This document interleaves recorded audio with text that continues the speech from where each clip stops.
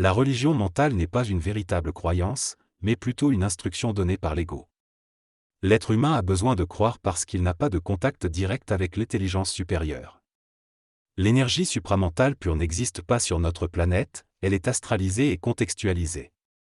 L'intelligence supramentale est intelligente par rapport à l'homme, mais au-delà de notre planète, elle n'est pas intentionnelle ni parfaite. Chaque chose doit être placée là où elle le doit, y compris dans le milieu de travail, mais l'homme nouveau de l'ère du Verseau fera un pas de plus en économisant son énergie. La conférence sur la science des mondes meilleurs abordera ce phénomène. Cette personne affirme que l'homme nouveau doit apprendre à économiser l'énergie, contrairement à l'enseignement des anciennes générations. Elle soutient que l'humanité doit élargir sa conscience pour inclure la planète entière au lieu de se limiter à des préoccupations égoïstes et tribales. Les arts martiaux sont cités en exemple d'enseignement encourageant l'économie d'énergie. L'auteur critique également les guerres et les comportements égoïstes qui entraînent la perte d'énergie pour les individus et la société. Il propose de construire une société basée sur la conservation de l'énergie, en opposition à la conservation de son propre énergie. Selon lui, cela résoudrait les problèmes actuels de la planète. Il souligne l'importance d'un changement de mentalité pour favoriser la sauvegarde de l'énergie et ne plus se focaliser sur la conservation de son propre énergie. L'auteur fait référence à plusieurs concepts tels que l'amour pour les autres, l'ego, l'énergie, la perception et la corporalité.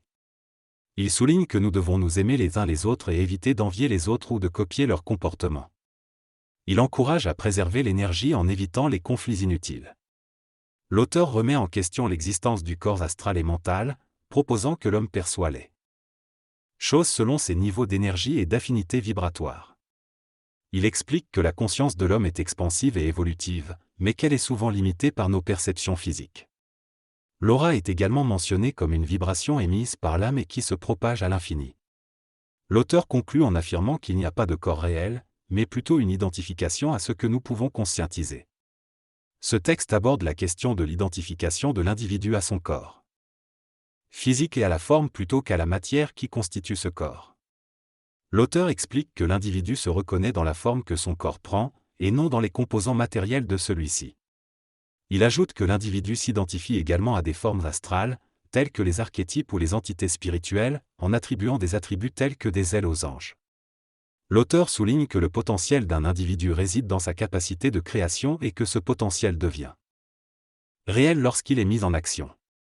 Finalement, il conclut que l'identification à des formes spécifiques limite l'individu et l'empêche d'explorer son potentiel infini. Dans cette synthèse, l'auteur parle de l'énergie potentielle et de son utilisation. Il explique que chaque individu possède une certaine quantité d'énergie potentielle, qui peut être actualisée lorsque nous sommes en bonne santé et en forme. Cependant, il souligne également l'importance d'économiser cette énergie, en évitant de la gaspiller dans des activités inutiles. Il affirme que toute l'énergie de la planète est de l'énergie potentielle pour les humains, mais elle doit être actualisée pour être utilisée de manière consciente. Il suggère également que plus notre état de conscience s'élève, plus notre identification avec le monde extérieur diminue, et nous nous libérons des contraintes du karma et du processus réincarnatif. En ce qui concerne les questions posées, l'auteur affirme que le conte de Saint Germain n'est pas Lazare de la Bible, que Jean de Patmos n'est pas Saint Germain et que le grand monarque n'est pas non plus Saint Germain.